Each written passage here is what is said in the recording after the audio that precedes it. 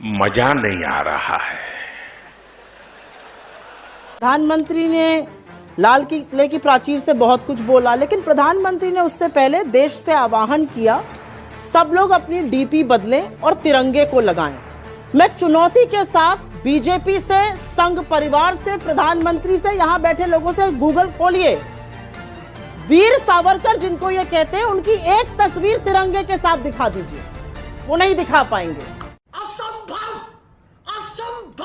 क्योंकि तिरंगे को 52 साल तक अशुभ कहने वाले लोग तिरंगे का तिरस्कार करते रहे। आजादी का महोत्सव देश मना रहा था, मोहन भागवत जी ने और आरएसएस ने डीपी नहीं बदली।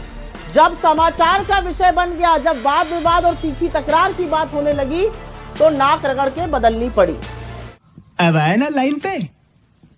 असलियत यह है कि 1910 में सावरकर जी गिरफ्तार हुए।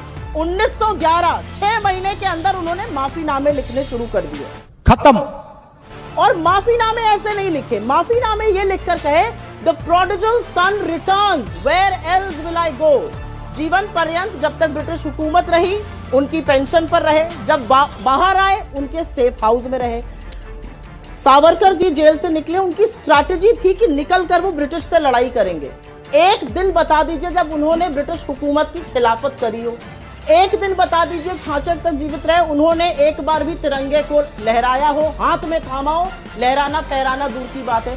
तो वो कौन सी स्ट्रैटेजी थी ये मुझे नहीं लगता देश समझ पा रहा है कि निकलने के बाद एक दिन की लड़ाई बता दीजिए। मैं तो चैलेंज के साथ कह रही हूँ। शाबाश। यही नहीं, अभी और सुनिए। अंजना जी, अगर आप मुझे 10 सेकंड की इजाजत दीजिए तो मैं एक महिला होने के नाते, और यहाँ पे बहुत सारी लड़कियां यंग बैठी हैं, आप खुद एक महिला हैं, क्योंकि हम लाल किले की प्राचीर से दिए हुए भाषण की विवेचना कर रहे हैं और उस पर चर्चा है, मैं आपसे पूछना चाहती हूँ, मैं इन लोगों से पूछना चाहती हूँ, भाजपा से पूछना चाहती हूँ। प्रधानमंत्री ने एक बहुत अच्छी बात कही। प्रधानमंत्री ने इस बार 75 साल आजादी के मनाते हुए कहा कि एक विकृति आ गई है हमारे अंदर, हम महिलाओं के लिए बड़े गंदे शब्दों का प्रयोग करने लगा है, ऐसा नहीं होना चाहिए।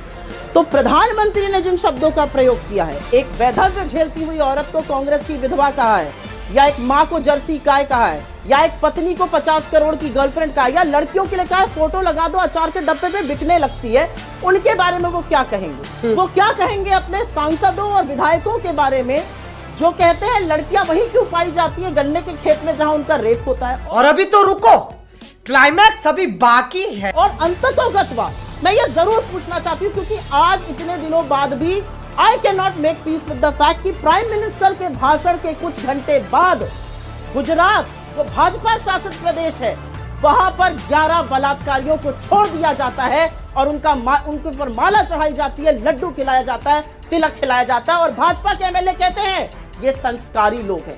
क्या कर रहे हैं हम इस देश में? क्यों हिला डाला